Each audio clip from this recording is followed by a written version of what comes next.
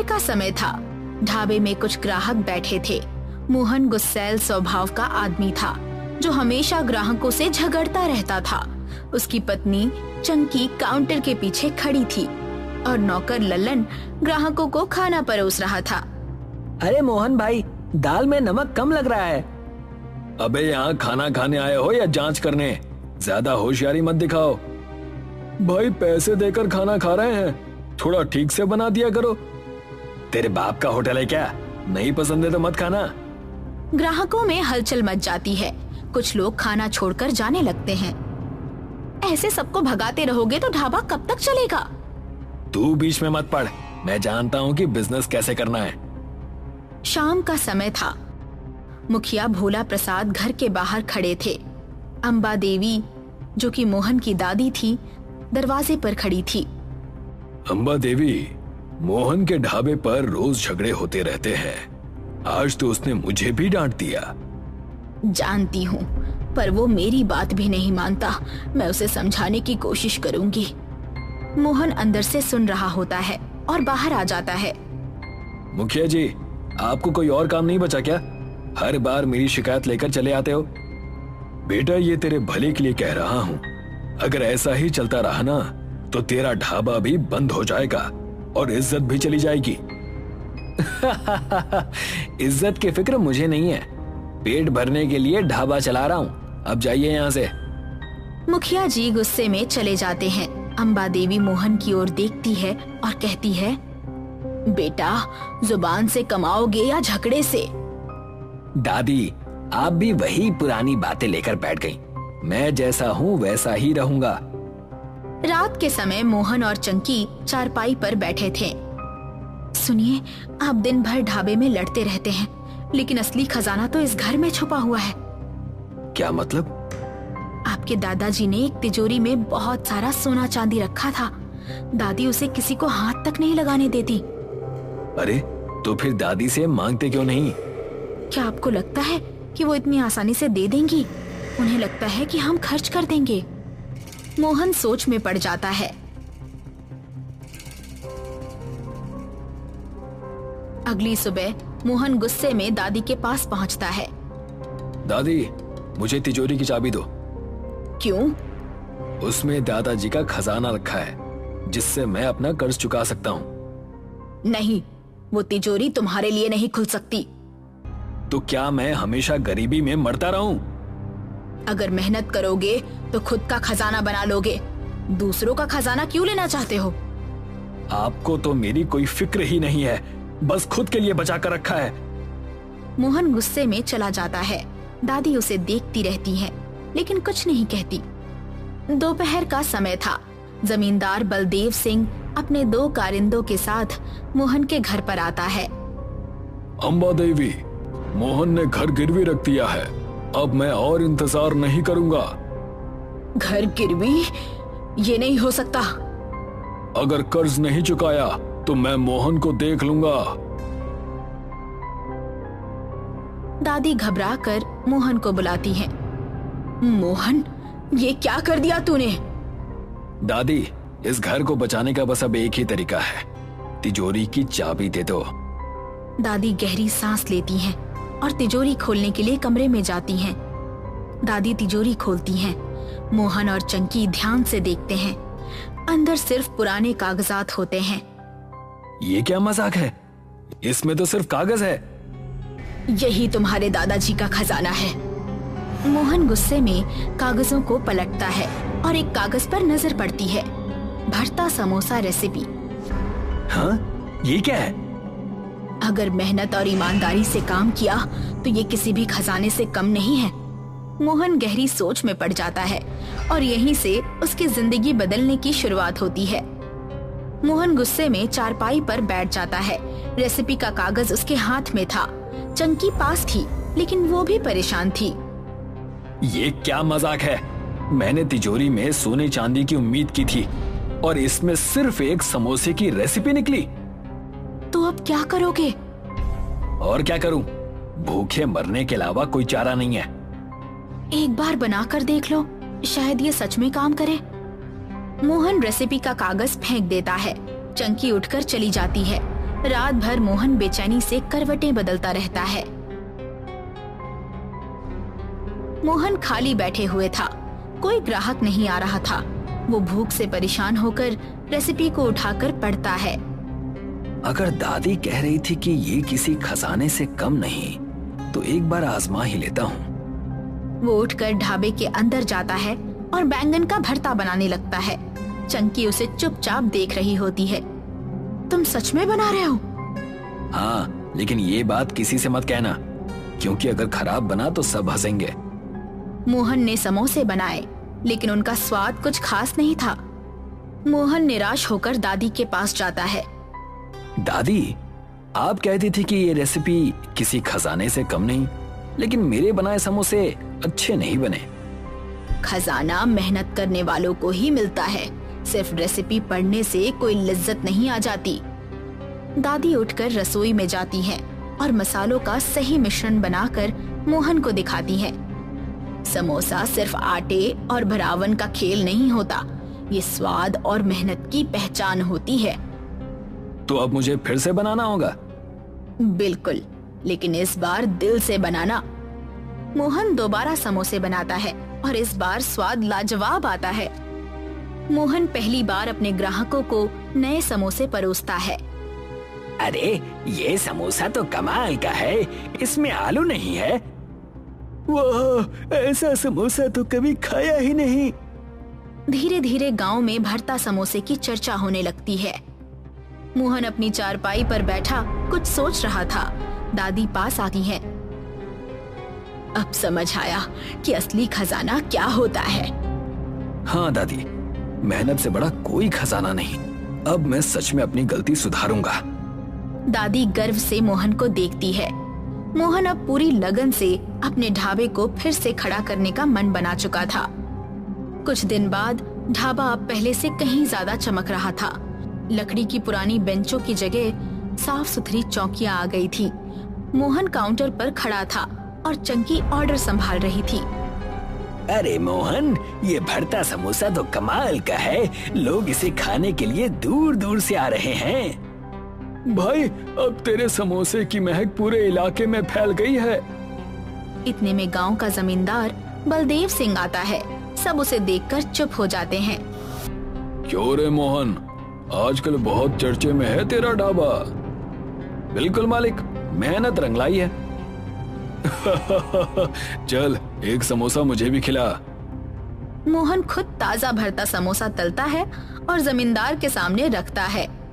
बलदेव सिंह पहला निवाला लेते ही चौंक जाता है। वाह, ऐसा समोसा तो मैंने पहले कभी नहीं खाया। अब आप अपना कर्ज मुझसे वसूल सकते हैं। मैं हर महीने आपको पैसे दे दूंगा। अरे, अब कर्ज की क्या चिंता।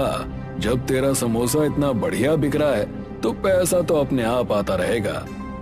गांव वाले ताली बजाते हैं और ढाबे में खुशी का माहौल बन जाता है। मोहन अपनी दादी के पास आता है। दादी, आपने सही कहा था। असली खजाना मेहनत और ईमानदारी है। आपने जो सिखाया वही मेरी असली पूंजी निकली। अम्बा देवी भावुक होकर, आज मुझे अपने पोते पर गर्व हो रहा है। चंकी भी पास आती है। अब तो हमें भी शहर में एक और ढाबा खोल लेना चाहिए। सब हंसने लगते हैं। पूरा गांव इकट्ठा था। मोहन अपने ढाबे के बाहर खड़ा था। एक बड़ा सा नया बोर्ड लगाया जा रहा था जिस पर लिखा था, भरता समोसा ढाबा। मोहन की जय हो, भरता समोसा जिंदाबाद। मोहन गर्व से अपने ढाबे को देखता है। उसकी आंखों में चमक थी। उसकी मेहनत और लगन ने उसे एक सफल इंसान बना दिया। शिमरानगढ़ नाम का एक गांव था जहां पर समीर नाम का व्यक्ति समोसा बेचकर अपना गुजारा किया करता था। ठीक समीर की दुकान के सामने सुयोग नाम का व्यक्ति पानी पूरी बेचा करता था।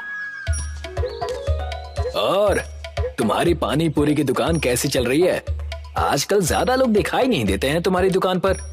शायद लोग मेरी दुकान से समोसा खाने में व्यस्त हो गए होंगे। भाई समीर, तुम्हारी दुकान मेरे सामने ही है और लोग तो मुझे तुम्हारी दुकान पर भी नहीं दिखते हैं। तो लोग गए कहाँ? शायद तुम्हारे समोसे खाने से उनका पेट दर्द करने लगा होगा।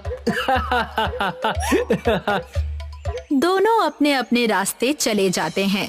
थोड़े दिन बीतते हैं और शहर से पूनम नाम की महिला गांव में प्रवेश करती है। पूनम के गांव में आने के बाद से लोग ना तो सुयोग की पानी पूरी खा रहे थे और ना ही समीर के समोसे। एक दिन दोनों के रास्ते फिर से टकराते हैं। भाई सुयोग, तुम्हारा धंधा कैसा चल रहा है? अभी क्या बताऊं समीर, कोई आजकल पानी पूरी खाने आता ही नहीं है। धंधा एक बार में ही इतना नीचे कैसे चला गया, पता ही नहीं चल रहा। ऐसा ही हाल कुछ मेरा भी है सुयोग भाई। मैंने सुना है कि कोई पूनम नाम की महिला इस गांव में आई है और उसने कोई नया खाने का व्यंजन बेचना शुरू किया है। चलो फिर जाकर देखकर आते हैं। समीर और सुयोग दोनों ही पूनम की दुकान जाते हैं और देखते हैं कि पूनम कोई गोल मिठाई जैसे व्यंजन को बेच रही है। पूनम जी, ये आप गोल गोल खाने की क्या चीज बेच रही हैं? इसे मोमोज कहते हैं। खास इसे मैं शहर से सीख कर आई हूँ और जब से मैंने दुकान खोली है सारे गांव वाले सिर्फ मेरे पास ही ये अच्छे मोमोज खाने आते हैं। अभी इस गांव में कोई भी समोसा और पानी पूरी खाना ही नहीं चाहता। तुम अभी नई हो इस गांव में, ये मोमोज की दुकान गांव में बंद कर दो। तुम्हारे मोमोज की वजह से कोई मेरे यहाँ पानी पूरी खाने नहीं आ रहा। सही कहा, इस मोमोज की वजह से मेरी दुकान पर भी कोई समोसा खाने नहीं आ रहा। मैं तो मोमोज बेचना बंद नहीं करूंगी। तुम दोनों को जो करना है करो। अभी जाओ, मुझे मोमोज बेचने दो। आए बड़े मुझे धमकाने। समीर और सुयोग वहाँ से निकल जाते हैं और रास्ते में रुककर एक दूसरे से कहते हैं, मेरे पास एक तरकीब है। जिस तरीके से ये पूनम शहर से मोमोज बनाना सीख कर आई है ना, उसी तरीके से हम दोनों को भी शहर से कुछ सीख कर आना पड़ेगा। इस पूनम को मजा चखाने के लिए हम दोनों को एक साथ आना ही पड़ेगा। क्या कहते हो? हाँ, मैं तुम्हारा साथ दूंगा। समीर और सुयोग शहर की तरफ निकल जाते हैं। बीच में उन्हें जंगल का रास्ता मिलता है। जब वे जंगल के रास्ते से जा ही रहे थे तभी समीर का पैर फिसल जाता है और वो एक गड्ढे में गिर जाता है। अरे समीर, तुम कहाँ गिर गए भाई? ये गड्ढा यहाँ कैसे आ गया? पक्का किसी शिकारी ने किसी जानवर के लिए गड्ढा खोद कर रखा होगा। तभी उस गड्ढे में से समीर सुयोग को आवाज लगाता है, सुयोग, नीचे आ जाओ, देखो यहाँ पर एक अलग ही दुनिया है। वो देखता है कि गड्ढे के नीचे एक अलग ही दुनिया है जहाँ पर दूर दूर तक एक अनोखे चमकते हुए आलू के खेत थे। दोनों ये दृश्य देखकर आश्चर्यचकित हो जाते हैं। तभी वहाँ पर एक साधु आते हैं। तुम दोनों यहाँ क्या कर रहे हो बेटा? जी, हम शहर की तरफ जा रहे थे, तभी मैं गलती से इस गड्ढे में गिर गया। जब मैं नीचे आया तो देखा कि यहाँ तो कोई अलग ही दुनिया बसी हुई है और दूर दूर तक आलू की खेती है। ये कोई साधारण आलू नहीं है, ये आलू इच्छा पूरी करते हैं। अगर ऐसा है तो एक आलू मुझे भी खाने के लिए दीजिए ना। मेरी भी एक इच्छा है, मुझे मेरी पानी पूरी दुकान पूरे गांव में सबसे ज्यादा प्रसिद्ध चाहिए। मेरी भी इच्छा है कि मेरी समोसे की दुकान पूरे गांव में सबसे ज्यादा प्रसिद्ध हो, उस मोमोज वाली से भी ज्यादा। मगर मैं तुम दोनों की ये इच्छा पूरी करने वाले आलू नहीं दे सकता। तुम दोनों के अंदर एक दूसरे के खिलाफ बहुत ईर्ष्या है। मैं तुम दोनों को ये आलू तभी दूंगा जब तुम अपने अपने अहंकार को खत्म करके साथ में मिलकर काम करने का निर्णय लो। दोनों एक दूसरे को देखते हैं और साथ में काम करने के लिए तैयार हो जाते हैं। साधु उन दोनों को एक आलू के 2 भाग करके दे देता है। अब आधा आलू तुम खाओ और आधा आलू तुम, और एक साथ अपनी इच्छा को मांगो। हम दोनों गांव में सबसे अच्छा और प्रसिद्ध समोसा पानी पूरी बेचना चाहते हैं। आलू से इच्छा कहते ही दोनों वापस उसी जंगल में पहुंच जाते हैं। वो अपनी दुकान पर लौटते हैं तब उन्हें वहाँ पर समीर और सुयोग की दुकान के बीचों बीच एक आलू का पेड़ नजर आता है। ये आलू पेड़ पर कैसे उग रहे हैं? हमारी कल की इच्छा का फल ये आलू का पेड़ है। चलो इसमें से आलू तोड़ लो, मैं इसके समोसे बनाऊंगा और तुम उस समोसे में पानी पूरी का तीखा और मीठा पानी डालकर लोगों को खिलाना शुरू कर देना। समीर पेड़ के आलू से समोसा बनाने लगता है और सुयोग पानी पूरी की तैयारी करने लगता है। जब सब तैयार हो जाता है तब दोनों अपने समोसा पानी पूरी को बेचना शुरू कर देते हैं। दोनों एक ही दुकान में काम करने लगते हैं। आओ आओ, समोसा पानी पूरी को चखो। यकीन नहीं आ रहा है तो खुद खा कर देख लो। तभी वहाँ से एक औरत गुजर रही थी। समोसा पानी पूरी, ये तो मैंने पहली बार सुना है, जरा एक प्लेट खिलाना। सुयोग समोसा को लेकर उसमें छेद करके उसमें मीठा और तीखा पानी डालकर उस औरत को एक प्लेट समोसा पानी पूरी दे देता है। जैसे ही वो औरत उस समोसा पानी पूरी को खाती है उसका चेहरा खिल जाता है और वो कहती है, मैंने इससे पहले अपनी जिंदगी में इतना अच्छा कभी कुछ नहीं खाया। ये तो बहुत स्वादिष्ट है। भाई और 2 प्लेट देना और 10 प्लेट घर के लिए भी पैक कर देना। जी अभी देता हूँ। धीरे धीरे पूरे गांव में समीर और सुयोग की पानी पूरी की बातें होने लगती हैं और पूरा गांव समोसा पानी पूरी का दीवाना हो जाता है। वो सिर्फ शिमरानगढ़ नहीं बल्कि दूसरे गांवों में भी प्रसिद्ध हो चुके थे, मगर उनका उगता सूरज किसी और को चुभ रहा था। अब लोगों को क्या हो गया?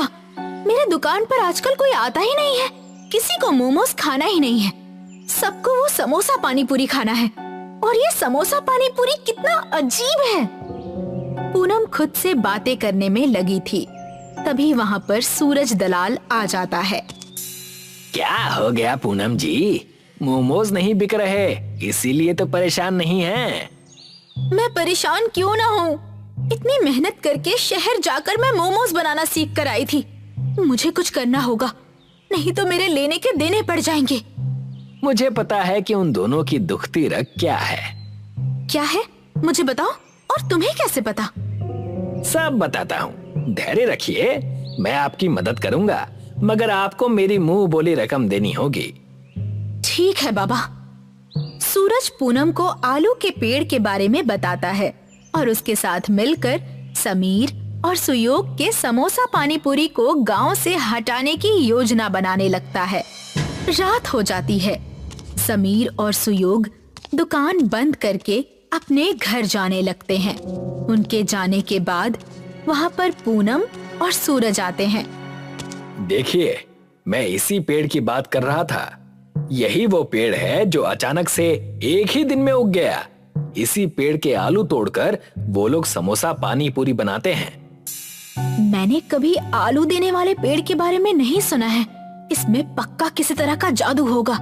आज इसे यहीं जलाकर राख कर दूंगी मैं।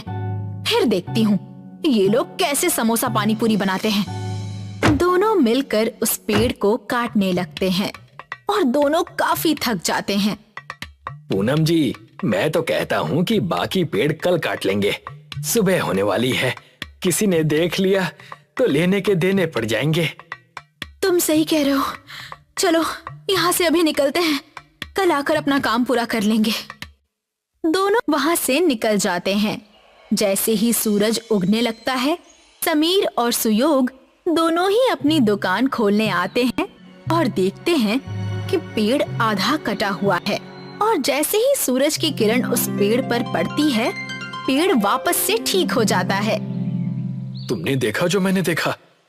हाँ, मैंने देखा किस तरह से ये पेड़ अपने आप ही ठीक हो गया। मगर इस पेड़ को काटा किसने था? वो अपनी दुकान खोल लेते हैं और समोसा पानी पूरी बेचना शुरू कर देते हैं। दिन खत्म होता है और रात आती है। समीर और सुयोग दुकान बंद करके घर चले जाते हैं। रात के अंधेरे में फिर पूनम और सूरज उस पेड़ के पास आते हैं। अरे, ये पेड़ तो हमने कल आधा काटा था, ये ठीक कैसे हो गया? अब फिर से इसे पूरा काटना पड़ेगा। आप चिंतित ना होइए पूनम जी, मेरे पास दूसरी योजना भी है। हम इस पेड़ को आग लगा देते हैं, ना रहेगा बांस, ना बजेगी बांसुरी। पूनम और सूरज एक लकड़ी पर मशाल जलाते हैं और जैसे ही सूरज पेड़ को जलाने वाला होता है, पेड़ की जड़ें दोनों पूनम और सूरज को अपने अंदर समा लेती हैं। अगली सुबह जब समीर और सुयोग वहां आते हैं, तब वो देखते हैं कि वहां पर अब 3 पेड़ हो चुके हैं। कमाल है, अब तक तो एक ही पेड़ था, अब 3 हो गए।